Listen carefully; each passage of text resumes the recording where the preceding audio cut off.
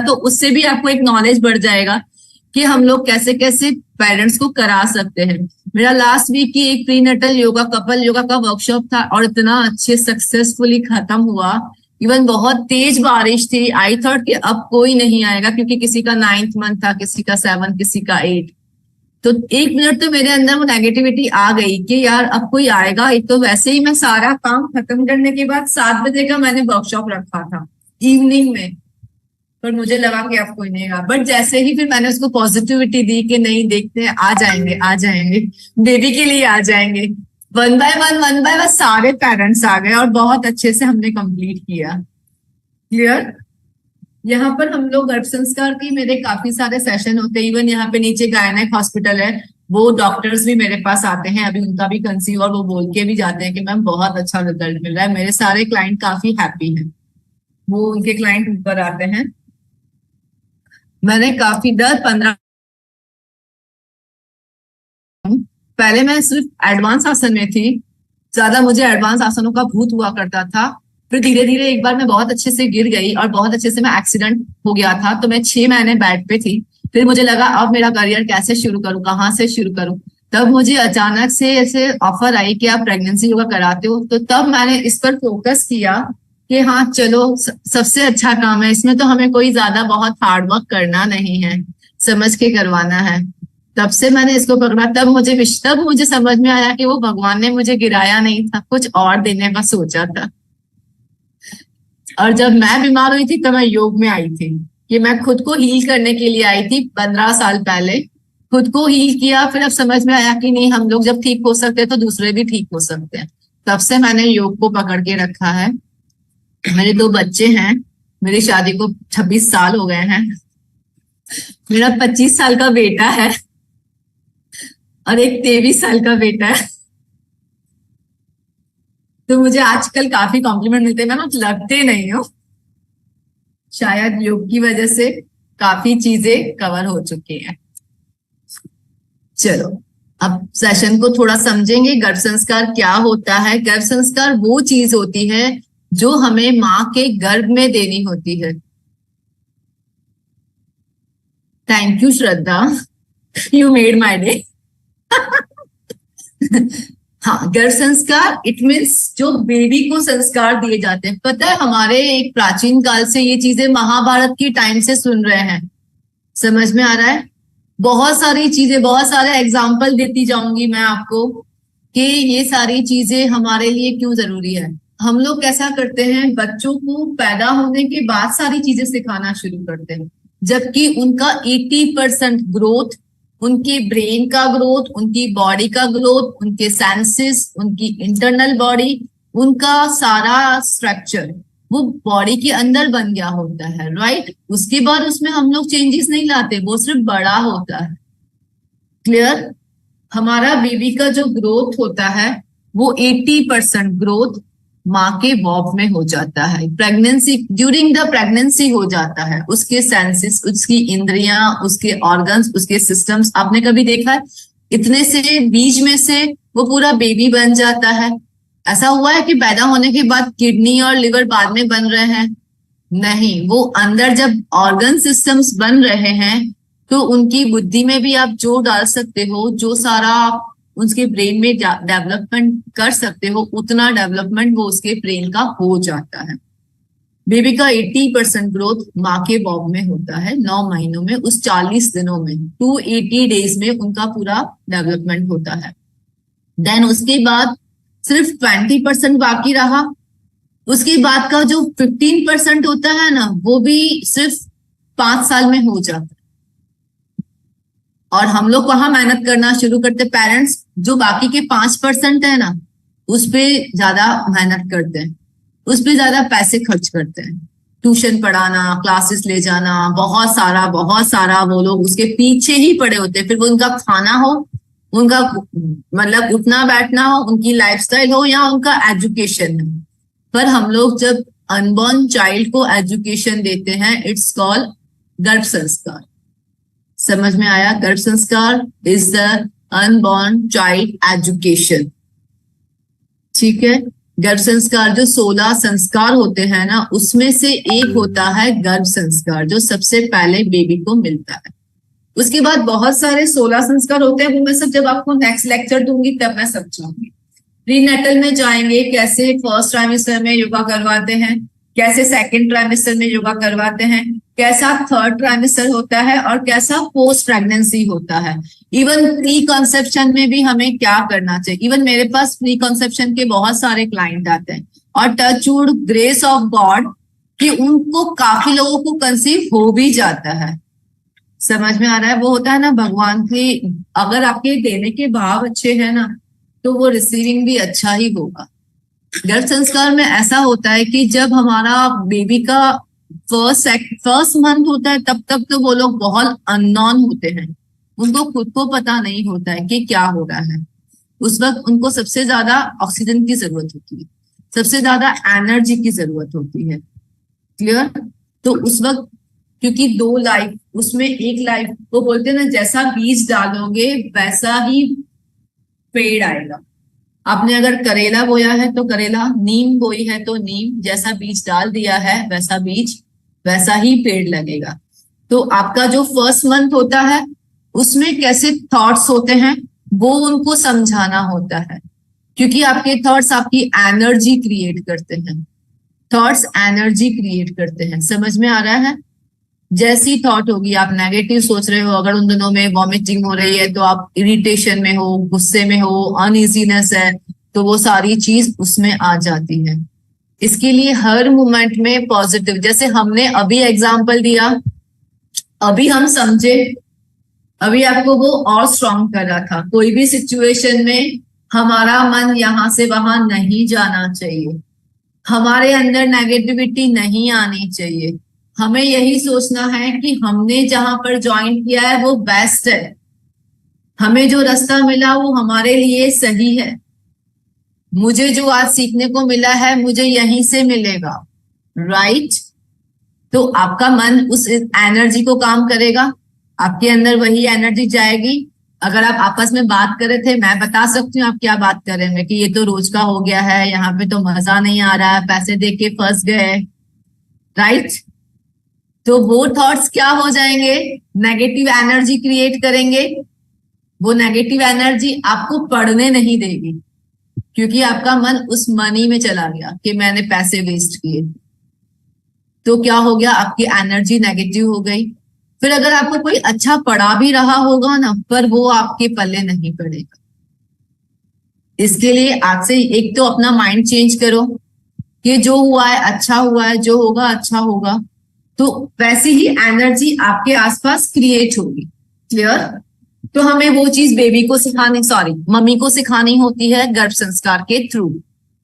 और उस वक्त वो ऐसे हो जाते हैं कि उनको बच्चों के लिए एनी हाउ हर चीज सीखनी होती है, तो वो बहुत ज्यादा फोकस करते हैं। उनका वो 9 महीने का टाइम पैनिक नहीं बना के इंटरेस्टिंग और हैप्पीनेस के साथ उनको क्रॉस करना है। क्लियर? इवन मेरे यहाँ पे जो क्लाइंट आते हैं ना, इतने अच्छे हंसते हंसते हुए आते हैं कि मैम मजा आ गया, मैम मजा आ गया। इवन वो लोग डांस भी करके जाते हैं अच्छे से कि मैम मजा आ गया। इवन आप मेरे इंस्टा पे जाओगे ना तो आपको सारे वीडियो देखने को मिलेंगे, मजा आएगा, देख के भी मजा आ जाएगा। तो क्योंकि उनको जब हम लोग अटेंड करते हैं ना हंसते हंसते पॉजिटिविटी के साथ, तो वो चीज बहुत इफेक्ट करती है। समझ में आ रहा है? उसके बाद उनको समझाना होता है कि सबसे पहले आपको बेबी को अच्छी एनर्जी देनी है जो 9 महीने आपको काम खाएगी। फर्स्ट मंथ में एनर्जी देनी होती है। एक मिनट, मैं एसी बंद कर दूं, बहुत ठंड लग रही है मुझे।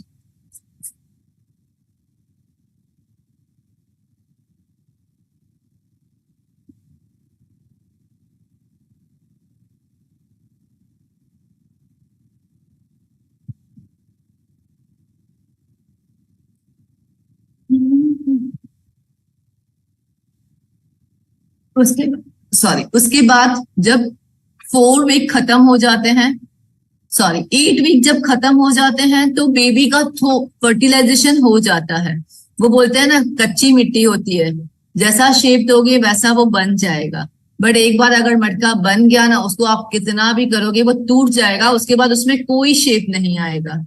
तो शेप देने के लिए सबसे अच्छा टाइम होता है ये 9 महीने, ठीक है। तो उनको उतना अच्छा सोचना है, विजुअलाइजेशन करवाना है, उनको अच्छे से गर्भ संवाद कराना है, बेबी के साथ टॉक करवानी है। टॉक में इतने पोलाइटली वर्ड यूज करो, इतने स्वीट वर्ड यूज करो कि मम्मा की आंखें वहीं अटकी रहे और उनकी सोच वहीं चली जाए। आपके वर्ड्स होंगे ना, वैसी एनर्जी वो फील करेंगे। आपके वर्ड्स एकदम पोलाइट, बहुत सॉफ्ट, बहुत स्वीट और बहुत इमोशन से भरे हुए होने चाहिए, राइट। मैं गर्भ संवाद करा दूंगी आपको एक बार, तो आपको वो समझ में आएगा कि कैसे करवाना होता है। क्लियर। एक भी मोमेंट में उनको बेबी की वहां से हटना नहीं है। हर मोमेंट आपके पास अगर वो 1 घंटा आए हैं तो वो उस 1 घंटे में बेबी को अच्छे से फील करने चाहिए, कि जब वो निकल रहे हो तो उनको लगना चाहिए कि नहीं हमने बेबी को फील किया। फील करते वक्त उनको पॉजिटिविटी फील करवानी है कि बेबी अब आपके, बेबी इन योर आर्म्स, अब आपके वो हाथों में है, वो अच्छे से बाहर आ चुका है, उसका आने का रास्ता बहुत स्मूथ था, उसका बाहर निकलने का रास्ता एकदम नेचुरल है। इस तरह से बेबी लव योर, ऐसे इस तरह से जैसे stretch mark stretch mark stretch mark. मेरे यहाँ पे इतने लोग पूछते रहते हैं कि मैम स्ट्रेच मार्क हो रहे हैं, क्या करें। अब क्या जवाब दें, स्ट्रेच मार्क मेरे पास भी है। मैं तो प्राउड फील करती हूँ कि मैं 2 बच्चों की माँ हूँ, कि मेरी बेबी की गिफ्ट है। माँ वो बेबी मार्क्स है, स्ट्रेच मार्क नहीं है। हम प्राउड फील करते हैं उस चीज पे कि इतने लोग हैं माँ नहीं बन पाते, हमने तो भगवान ने माँ बनने के लिए चुना है। इतनी बड़ी हमारी वो लाइफ कंप्लीट की है, हमारी वो माँ बनने की बहुत सारे इमोशंस हमें फील करा है, हमारा ड्रीम कंप्लीट हुआ है, तो उसमें स्ट्रेच मार्क आ गए तो इतना पैनिक क्यों होना है। क्लियर। तो उनका उनका हर सवाल का जवाब पॉजिटिव देना है, हर क्वेश्चन को पॉजिटिवली।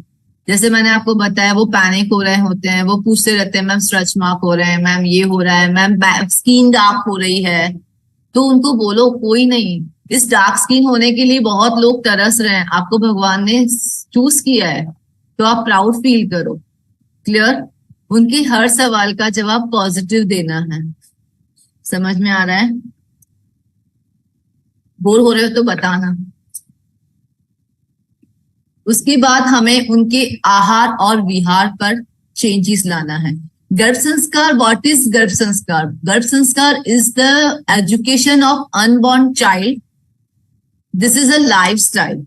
वो ऐसा नहीं है कि 1-2 दिन करके आपको खत्म हो जाएगा। ऐसी कोई पूजा या ऐसी कोई विधि नहीं है कि हमने हवन और वो सब पूजा करवा दी, हमने हवन करवा दिया हो गया, वो ऐसा नहीं है। ओके।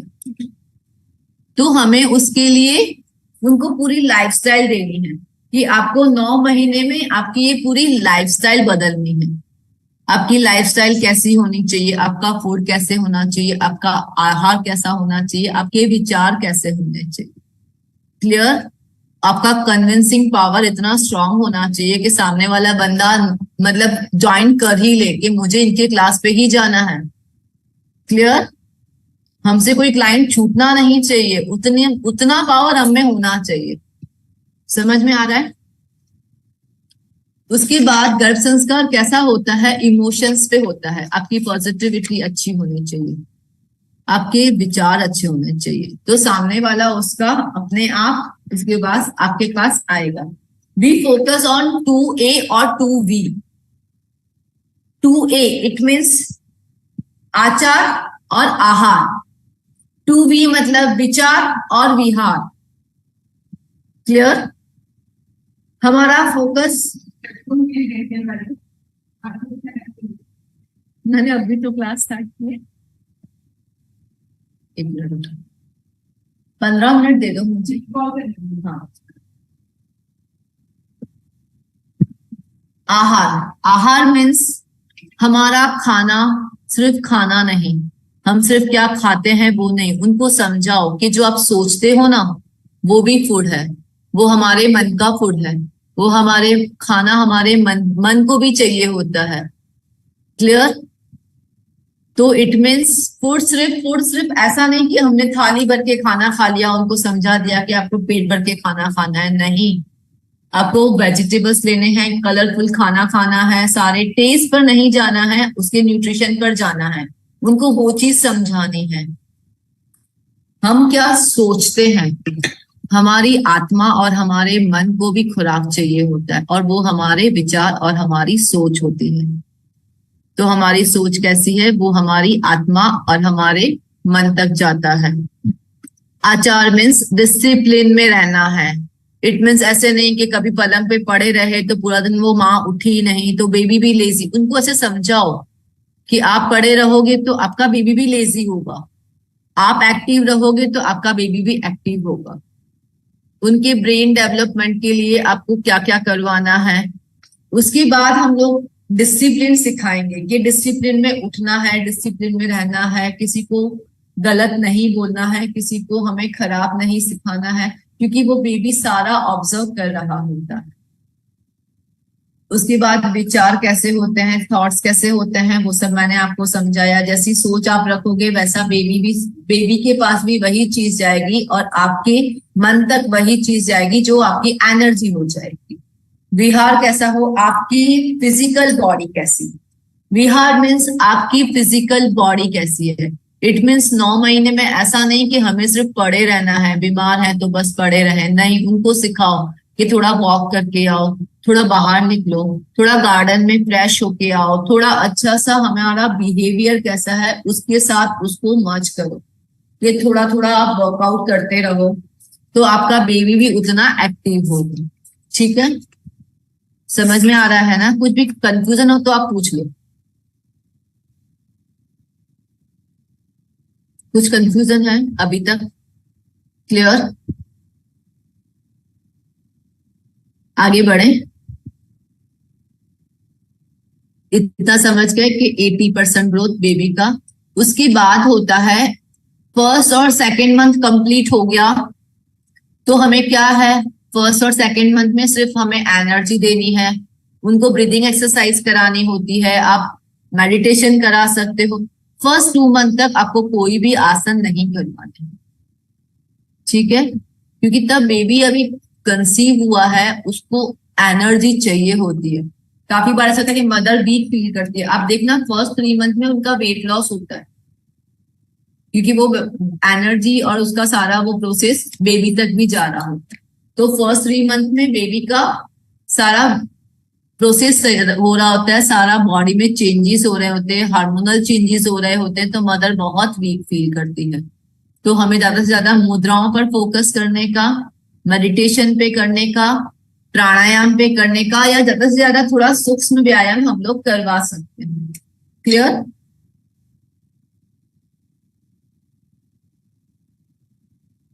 समझ में आ रहा है? फिर उसके बाद क्या होता है कि हमारे 8-9 वीक कंप्लीट हो गए, उसका हो गया, कंसीव हो गया, वो पूरा सा फर्टिलाइजेशन हो गया, एग तैयार हो गया, ठीक है? उसके बाद क्या होता है कि आत्मा आती है। अब 2 महीने आपने क्या क्या किया, 2 महीने आपका कैसा बिहेवियर था, आपके आसपास का कैसा एटमोस्फियर था, आपका कैसा उसका थॉट प्रोसेस था, आपका सारा जो लाइफस्टाइल होती है ना, उसके अकॉर्डिंग यूनिवर्सल हमें कैच कर रहा होता है। यूनिवर्सल का पूरा ध्यान उस माँ पर होता है। जिसने बेबी दिया है वो ध्यान तो रखता ही है, जिसने बेबी डाला है तो उसका फोकस तो होता ही है। वो उस वक्त हमारे लिए आत्मा का सिलेक्शन हो रहा होता है। मैंने भी स्टडी किया है इतना, तो मैं आपको जो मैंने पढ़ा है वो मैं आपको पढ़ा रही हूँ। तो जितना मैंने पढ़ा है, मैंने सुना है कि 2 महीने में उसमें आत्मा प्रवेश करती है। जब 2 मंथ 58 डेज जब कंप्लीट हो जाते हैं, उसके बाद उसमें आत्मा का प्रवेश होता है। तो 58 डेज के बाद जब 59 डेज होते हैं, 58, 59 और 60, इन 3 दिनों में आप यूनिवर्सल आपकी उस बेबी के लिए आत्मा का सिलेक्शन कर रहा होता है। आत्मा का सिलेक्शन वही होता है जैसे आपका थॉट प्रोसेस होता है, आपके आसपास का माहौल होता है, जैसे आपके जीन्स होते हैं, जैसे आपके घर के सारे मतलब व्यवहार होते हैं, फिर अगर आप बहुत अच्छे हो तो वैसी अच्छी आत्मा अंदर जाएगी। अगर आप कहीं बहुत परेशान कर रहे हो किसी को तो वैसी ही आत्मा अंदर जाएगी। अगर आप नेगेटिव हो तो नेगेटिव आत्मा अंदर आएगी। ठीक है, समझ में आ रहा है? तो 2 महीने हमें वो चीजों पर ध्यान देना है कि हमें कैसा बच्चा चाहिए, कैसा उसका व्यक्तित्व होना चाहिए, कितना सुंदर होना चाहिए, कैसा उसका रूप होना चाहिए, कैसा उसको बनना है, उसके बारे में उसको सोचना है।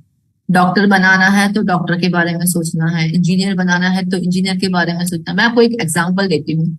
मेरा एक स्टूडेंट था, मेरी एक स्टूडेंट थी, उसको कंसीव हो गया था, उसका इंजीनियरिंग एग्जाम बाकी था, वो 3rd ईयर में थी और वो परेशान हो रही थी, अब मैं क्या करूं, मेरी तो पूरा 1 साल का वो खत्म हो जाएगा, मेरा तो करियर खत्म हो जाएगा। तो मैंने उसको बोला आप क्यों ऐसा सोच रहे हो, आप पढ़ाई करो अच्छे से, हो सकता है कि डिलीवरी ड्यू आगे पीछे हो जाती है, आपका एग्जाम भी हो जाए और डिलीवरी भी।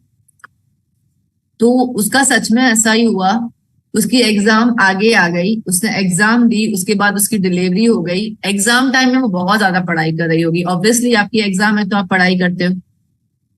उसका बेबी हुआ है, मैं उनके पास कुछ 8 सालों से जा रही हूँ। वो मेरे साथ पहले दिन से है, जब उसने प्री कॉन्सेप्शन स्टार्ट किया तब से वो मेरे साथ थी। 1 साल उसने किया और उसका फटाफट बेबी भी हो गया। आज उसका बेबी 5-6 साल का है और उसने इंजीनियरिंग के एग्जाम दी हुई है। पूरे स्कूल में उसके फोटो लगे हुए हैं कि 5 साल के 6 साल के बच्चे ने वर्ल्ड रिकॉर्ड बनाया है, इंजीनियरिंग का एग्जाम दिया है। मैं ऐसा ग्रुप में शेयर करूंगी लिंक उसका, एफबी पे पूरा उसका, वो यहाँ पर बहुत बड़ी स्कूल है उद्गम करके, उसमें उसका पूरा बड़ा बैनर लगा हुआ है, गिनीज ऑफ रिकॉर्ड उसका बना हुआ है कि 5 साल के बच्चे ने, जो 25 साल के बच्चे एग्जाम देते हैं वो एग्जाम दी। वो गॉड गिफ्ट थी, बट कुछ तो उसने प्रेगनेंसी में ऐसा किया होगा कि वो उसके अंदर आया। वो बोलती है मैम उसको मैंने कभी इंग्लिश नहीं सिखाई, वो फट फट फट इंग्लिश बोलता है। मैंने उसको कभी लैपटॉप नहीं सिखाया, वो फट फट फट लैपटॉप चलाता है। मतलब उसके बाद मैंने इसमें और ज्यादा स्टडी किया, वो मेरा फर्स्ट लाइन था। उसके बाद मैंने उसमें बहुत ज्यादा स्टडी किया कि अब मुझे इस सब्जेक्ट में बहुत मजा आता है, कि मुझे लगता है कि हम लोग देश को बदल सकते हैं। अगर सारे बच्चे अच्छे पैदा होंगे तो थोड़ा बहुत तो देश में फर्क पड़ेगा कि नहीं पड़ेगा। अगर अब काफी लोग ऐसे होते हैं कि जैसे ना अनवांटेड चाइल्ड, कि हमें 2-3, जैसे एग्जाम्पल है कि मेरी एक काम वाली है, उसके पास 3 बच्चे हैं, उसने कंसीव किया, उसके पास अबॉर्शन के पैसे नहीं थे, अब वो उसको भी पैदा कर रही है, अभी उसका 8 मंथ चल रहा है, और वो पूरा दिन उसको बोलती है मेरे को तो चाहिए नहीं था, पता नहीं क्यों भगवान ने दे दिया। मतलब वो नेगेटिव थॉट्स गए, उनको समझाती हूँ बट उनके समझ में वो चीजें नहीं आएंगी, फिर मैं छोड़ देती हूँ। मैं उनको समझाती हूँ ऐसा मत बोला करो, बट वो चीज कि मुझे तो चाहिए ही नहीं था, मैं तो उसको कहीं छोड़ आऊंगी, कौन पालेगा, क्योंकि मतलब उनके पास पैसे ही नहीं है उनको पालने के लिए। तो वो बच्चे कैसे क्रिएट होंगे, उसके अंदर पूरी नेगेटिविटी गई। फिर ऐसे जो बच्चे होते हैं, फिर अपन बोलते हैं कि ये पता नहीं ऐसे बच्चे कौन पैदा कर, राइट? तो वो सिचुएशन के साथ होते हैं। समझ में आया? जैसी सिचुएशन होती है ना, काफी बार पेरेंट्स ऐसे हो जाते हैं, हर किसी को अपने बच्चे प्यारे होते हैं, पर उसकी सिचुएशन ही ऐसी है कि उसको वो चाहिए ही नहीं। क्लियर? एग्जाम्पल इसलिए दे रही हूँ कि आपको वो बात समझ में आ जाए। ठीक है, चलो उससे आगे बढ़ते हैं हम लोग। गर्भ संस्कार के साथ साथ क्या होता है, गर्भ संस्कार एक वो लेवल होता है जैसे उसमें बच्चे का IQ level, PQ level, SQ level बढ़ता है। जैसे जैसे आप IQ level, it means intellect, intellect means उसके बच्चों की ब्रेन का डेवलपमेंट। तो थर्ड मंथ में क्या होता है, बच्चे का ब्रेन डेवलपमेंट होता है। तो उस 3rd मंथ में सबसे ज्यादा उसको आपको पजल्स, मैथ्स सॉल्व करवाना चाहिए। समझ में आ रहा है? बच्चे को, माँ को ज्यादा से ज्यादा मैथ्स करनी चाहिए, पजल सॉल्व करने चाहिए, गेम्स खेलने चाहिए, जिससे हमारा ब्रेन का डेवलपमेंट हो, जिसमें हमारा ब्रेन सबसे ज्यादा काम कर रहा हो। और कुछ नहीं तो 1 2 3 के वो पजल सिर्फ सिंपल से सॉल्व करेगी तो भी उसका, किसी बच्चे की मैथ्स से बुक कंप्लीट कर सकते हो। क्रिएटिव आर्ट्स कर सकते हो, जैसे मंडला आर्ट आजकल बहुत चल रहा है, मेरे सारे क्लाइंट बहुत मंडला आर्ट करते हैं। आप मेरे यूट्यूब पे, अरे इस पे जाओगे ना, इंस्टा पे, तो आपको मंडला आर्ट भी बहुत सारी दिख जाएगी। मेरी एक क्लाइंट आती है, डेंटिस्ट है, डॉक्टर होने के बाद भी वो क्या मंडला आर्ट करती है, अमेजिंग। रोज उसके दो तीन मंडला आर्ट मुझे शेयर करती है वीक में, क्योंकि उसको समझ में आ गया कि मैम ऐसा बोलती है, मैम ऐसा बोलती है तो मैं ऐसा। वरना डेंटिस्ट के पास इतना टाइम नहीं होता है, पर वो अपने बेबी को क्रिएटिव बना रही है। तो मुझे 6 to 7 में भी ऐसे ही लेक्चर देना है।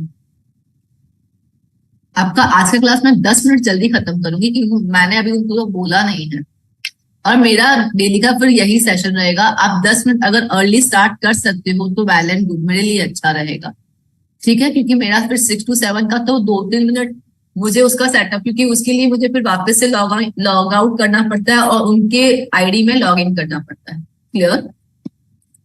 इसमें IQ लेवल में इमोशन, मतलब कि करना चाहिए, वहां पर ज्यादा देर नहीं रुकना चाहिए, क्योंकि बच्चे पे उसका इफेक्ट, क्योंकि वो फिर आप जो बोलोगे ना वो सब सुनता है, तो अच्छा ही सुनाना है। मैं भी ये फटाफट खत्म कर रही हूँ, मेरा टाइम हो रहा है, ठीक है। हम लोग नेक्स्ट टाइम रिवीजन भी करेंगे, ठीक है, इसका लेक्चर का। उसके बाद हमारा 17 वीक खत्म हो गया, उसके बाद 20 वीक शुरू हो जाता है बेबी का। 20 वीक में वो हमें टच करने लगता है, हमारा टच फील करने लगता है, माँ का टच फील करने लगता है, कि वो डिफरेंस समझने लगता है कि अब मेरी माँ ने मुझे टच किया, अब मेरे पापा ने टच किया।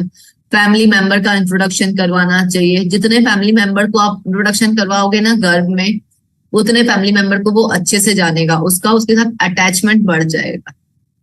समझ में आ रहा है? उसके बाद मैं फटाफट अभी 2-2 लाइन में ही खत्म कर रही हूँ, मुझे 5:50 तक मुझे दूसरी क्लास ज्वाइन करनी होती है। मैं इसका रिवीजन मैं नेक्स्ट टाइम पक्का करवा दूंगी, और ब्रीफ में और डिटेल में करवाऊंगी, ठीक है। IQ लेवल का, फिर हमारे जो हार्मोन्स होते हैं वो वाला लेक्चर, ठीक है। पहले आप मुझे रिव्यू दे देना, अगर लेक्चर अच्छा लगा हो तो मैं कंटिन्यू करूँ, वरना मैं भी बाय बाय करती हूँ। तो उसके बाद होता है हमारे बेबी का टेस्ट बर्ड।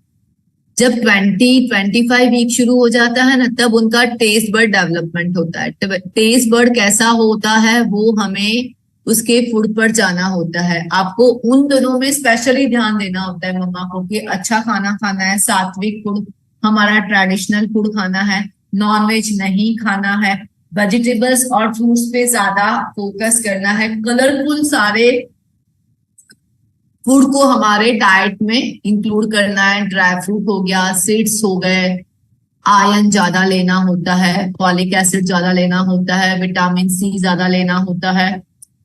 उसके बाद हम लोग जैसा खाना खाते हैं वैसे बेबी का टंग टेस्ट बर्ड डेवलप हो जाता है। फिर उसको समझाओ कि उसके बाद आपको जब बच्चा पैदा होगा ना, तो आप थाली दोगे ना, वो अपने आप खा लेगा, उसके पीछे पीछे घूमने की जरूरत नहीं पड़ेगी कि बेटा खा ले खा ले खा ले। वो चीज आपको अभी से सिखानी है, ठीक है। उसके बाद हमारा होता है 30 वीक। 30 वीक में बच्चों की आई साइट डेवलपमेंट होती है, आंखों की रोशनी। तब तक हमारे 7th मंथ ऑलमोस्ट कंप्लीट हो चुके होते हैं। उसके बाद जब आई साइट डेवलपमेंट होता है तो उन्हें समझाओ कि सबसे ज्यादा आपको विटामिन A लेना होता है, जिससे बच्चों की आई साइट, काफी बार ऐसा होता है बच्चे पैदा होते हैं और उन लोगों को चश्मे लगे होते हैं, राइट। तब उन्होंने ध्यान नहीं दिया होता है, या कोई ऐसी कोई मेडिसिन या ऐसी कोई बीमारी में भी हो जाता है। उन्हें तब अच्छा सा फूड खाना है, विटामिन A ज्यादा लेना है और नेचर के साथ रहना है। तब बेबी गर्भ में आंखें खोलने की कोशिश कर रहा होता है, और वो आंखें खोलने से आपके आसपास का जब अंधेरा हो ना, तो वो डर जाता है, तब उसमें फियर आ जाता है कि ये कैसी दुनिया है, क्योंकि उससे अंदर अच्छा नहीं लग रहा होता है, वो बाहर आने के लिए तड़प रहा होता है। तो उसको समझाओ कि वो रास्ता तो ढूंढ ही रहा है, रास्ता आपको दिखाना है कि आपको किस वे से उसे ले जाना है। अगर उसको रूल्स और सजेशन दोगे कि नेचुरल वे से आ रहा है, नेचुरल वे से, तो वो अपने आप नीचे पुश करता है। क्लियर? तो उसकी नॉर्मल डिलीवरी होने के चांसेस बढ़ जाते हैं। पर अगर माँ ही डर में है, स्ट्रेस में है, डाउट में है कि कैसे होगा, होगा कि नहीं होगा, ऐसे तो नहीं होगा, डॉक्टर ने मना कर दिया, वेट बढ़ गया है, एमनियोटिक फ्लूइड कम हो गया है, ये सारे जब क्रिएट होते हैं ना थॉट्स, तो वो डिलीवरी के लिए बहुत कॉम्प्लिकेशंस क्रिएट करते हैं। क्लियर? जब डर होता है ना, फिर आजकल कैसे बच्चों ने पॉटी कर दिया, ऐसा कुछ होता नहीं है। एक्चुअली जब माँ लेबर पेन में होती है ना, तो वो थोड़ा पुश होता है, कंट्रक्शन होता है, तो उसमें से टॉक्सिन्स निकलते हैं।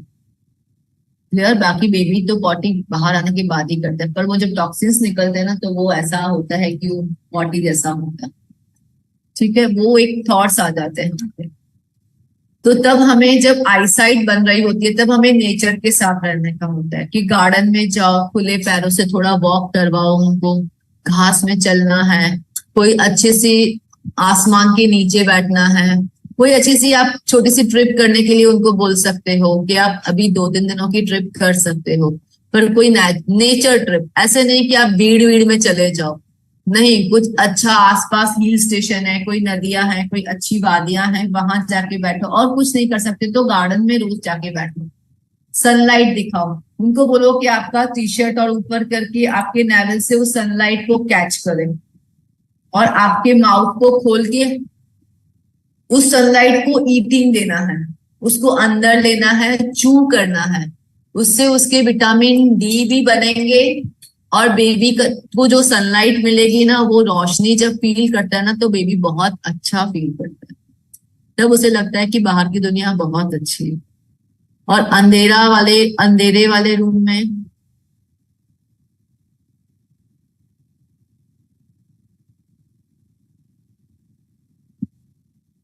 अंधेरे वाले रूम में मत बैठा करो। मम्मा को बोलो हमेशा लाइट आपके पास पास होनी चाहिए।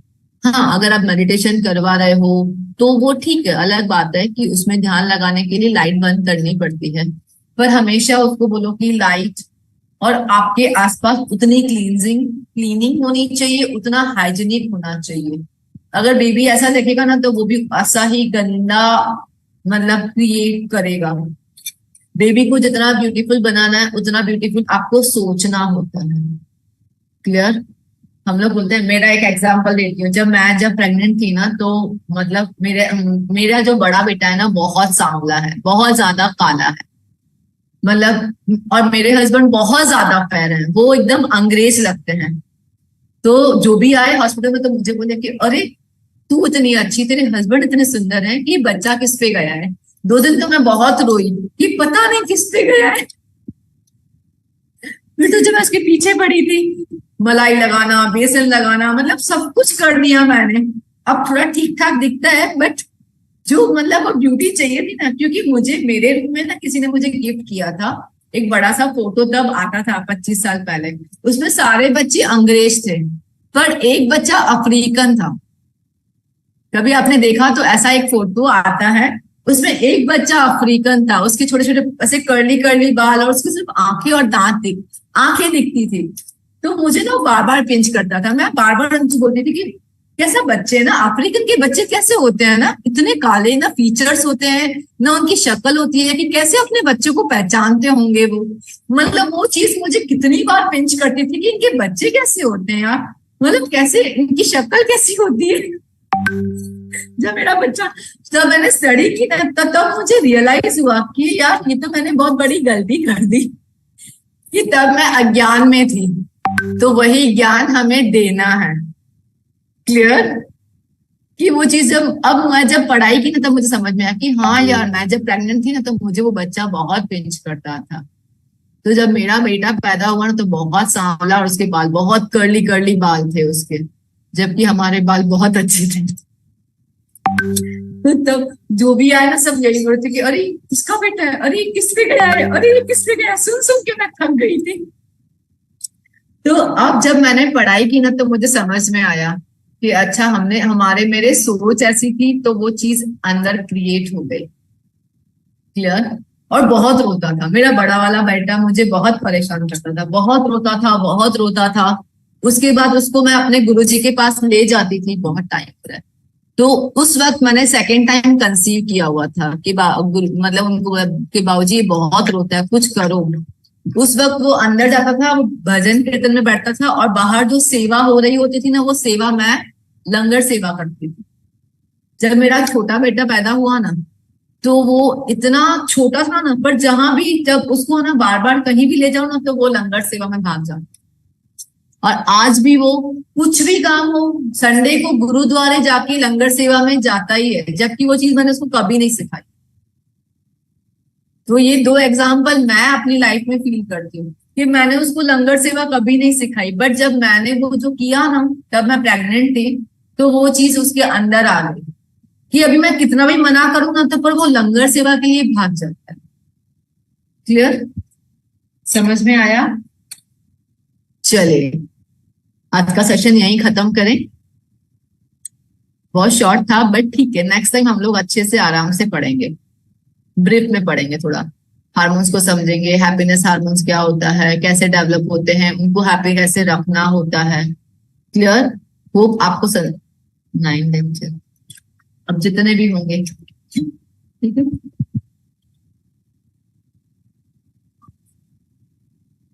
अच्छा 9, ओके, थैंक यू। आप ये सब मुझे ग्रुप में डाल के बता देना, अभी मैं चैट बंद करें। आप लोग ओमकार कर लोगे? Yes, perfect section, thank you. अब मुझे सारे रिव्यू ना ग्रुप में दे देना, ठीक है। चलिए हम लोग मिलते हैं। चलिए, थैंक यू, हैप्पी गर्भ संस्कार। चलो अब मुझे फिर आपके सबके नाम तो हैं ही, खैर, श्रद्धा, कोमल, दर्शना, जयश्री। चलिए डॉक्टर चित्रा, आप काय की डॉक्टर है चित्रा जी? ज्योति भी डॉक्टर हैं, ओके, ठीक है। चलिए आराम से मिलेंगे, अपने एक दूसरे के बारे में बात भी करेंगे। Okay, Bangladesh, okay Uma ji, good. Gujarat से कोई है? ओके दर्शना जी, आप गुजरात से हैं। कोमल जी आप कहाँ से हैं? अनम्यूट कर दूं? टाइम हो जाएगी। ओके गुड, ठीक है। चलो हम लोग नेक्स्ट टाइम अपने बारे में और जानेंगे। अभी मैं सेशन को खत्म करती हूँ। चलिए बाय बाय, थैंक यू।